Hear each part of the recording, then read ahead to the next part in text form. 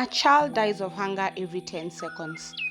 By the time you finish watching this video, another dozen lives will be lost. And yet the world produces enough food to feed everybody. These are not just numbers.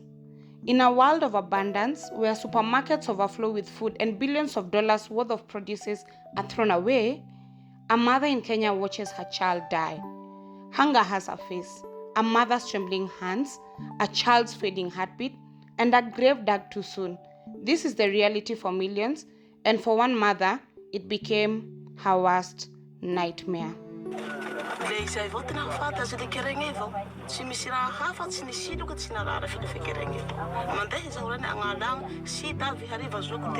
Mama Okwiri lives in Kachero village in Jipe. She wakes up before dawn, not because she's well rested, but because hunger does not let her sleep. She walks for miles in the scorching sun, her feet tracing the same dusty paths she has walked for years, searching for food, for work, and for hope. She wasn't always this desperate. There was a time when her family had enough. Maybe not plenty, but enough. The rain that once kissed her land has become a distant memory. The earth beneath her feet, cracked and lifeless.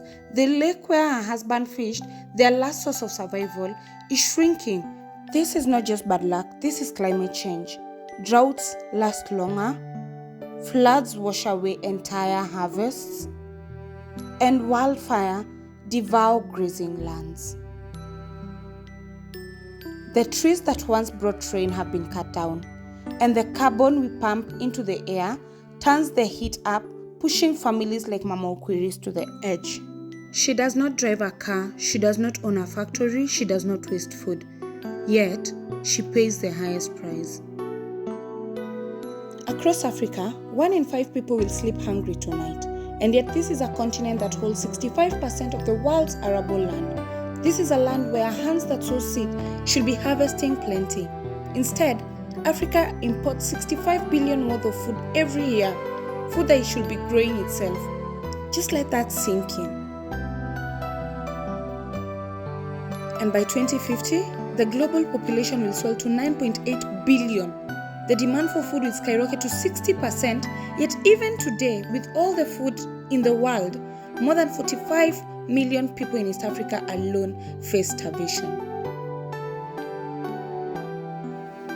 When my husband gets sick and can't fish, we don't eat.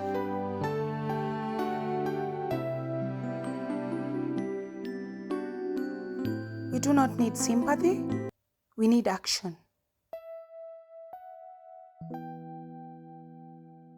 At Ekorafiki, we believe in a future where women like Mama Okwiri do not have to beg for food, they grow it.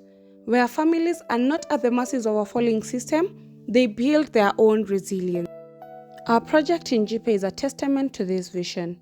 Jipe, a community that houses approximately 7,000 people, relies primarily on fishing, with majority of the population earning barely $5 per household. Take Mama Okwiri for example. She works as a fish cleaner, earning a wage that cannot sustain her and her family. Her story is not unique. Many in Jipe face the same fate. This is why we are stepping in.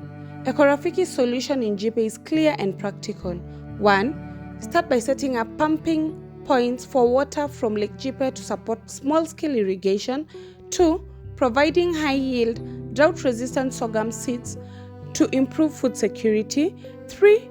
Introducing communal farming models to empower families to work together. And finally, creating direct market access for farmers so that they can sell their produce at fair prices.